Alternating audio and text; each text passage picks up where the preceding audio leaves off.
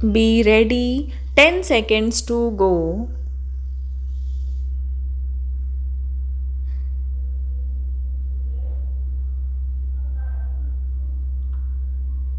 Start. Though this is the first occasion on which I have in person attended a session of UNESCO, I may claim that in spirit I have always been with you and followed your deliberations and activities with the keenest interest and sympathy.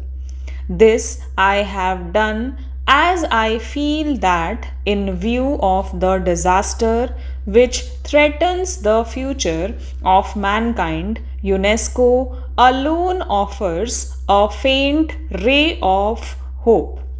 Mankind has, in the course of the last century, made phenomenal advances in knowledge and material prosperity, but this progress has not been reflected in man's moral and political achievement.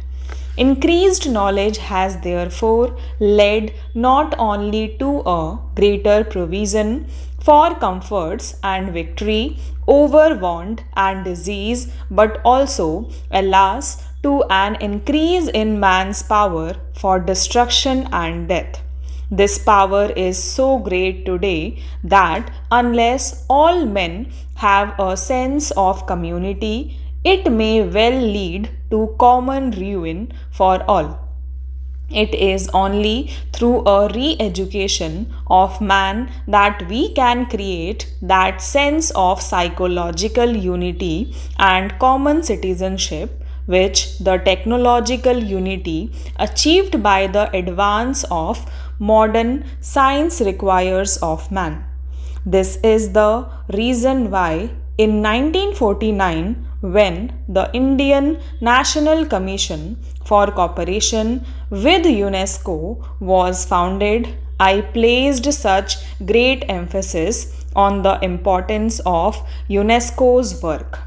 I pointed out with regret that while the United Nations were founded for the achievement of peace and unity, the result had in fact been the division of the world into two warring camps. It is true that some progress has been achieved here in place of a multitude of nations, each struggling on its own.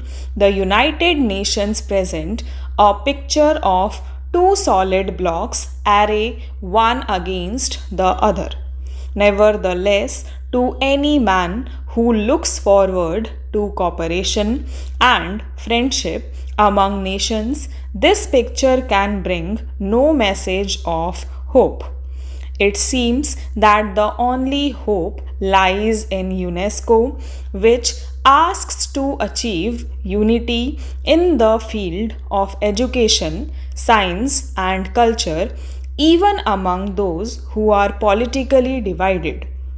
I feel that if UNESCO could achieve its objectives and create understanding between different nations on the cultural plane, there is hope that with time the cultural understanding would make itself felt in the economic and political field also.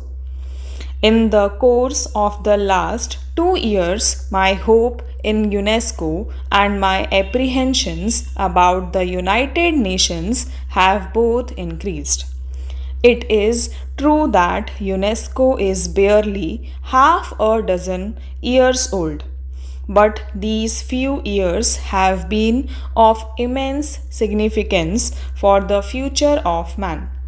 This period has revealed fissures in our political and intellectual attitudes, which, unless they are checked on time, may well involve the whole of humanity in one common run.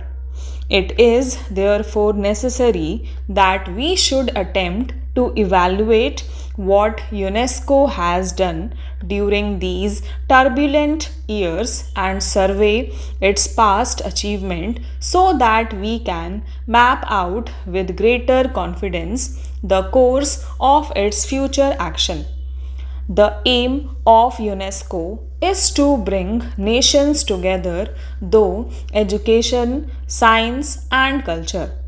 Ever since its foundation, UNESCO has yearly passed resolutions and adopted programs to achieve that end. One of the greatest achievements of UNESCO has been to help frame a new and universal declaration of human rights which has since been adopted by the United Nations. Similarly, in the field of technical assistance to underdeveloped countries and the restoration of educational and cultural facilities in the war devastated countries and in the exchange of persons and ideas between different nations, considerable progress has been achieved. Even more important is the project which UNESCO seeks to adopt for the provision of fundamental education to immense areas of the world as yet without adequate facilities. It is a sad reflection on our civilization that almost three-fourths of the adult population of the world are still unlettered.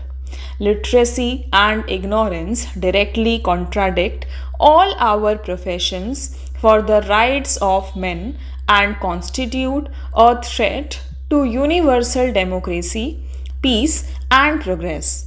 I should like to congratulate UNESCO upon its realization that it is only by improving the human material through education in the less fortunate areas of the world that prospects of world peace can be secured. While no one can for a moment question the program of UNESCO in these fields, I feel sure that you, Mr. President, and you, Mr. Director General, will agree with me that UNESCO cannot succeed in its objectives so long as the fear of war and destruction cripple the creative energies of man. Unless this threat can be averted, all our efforts to advance education, science, and culture seem a mockery. If the world is to be saved from disaster, we must, as intelligent men and women, decide what steps UNESCO can take to avoid the threat of war. It will not do to say that the questions of war and peace are primarily political and do not concern UNESCO, which is a body devoted to the advancement of education, science, and culture. That cannot be so always as such. Stop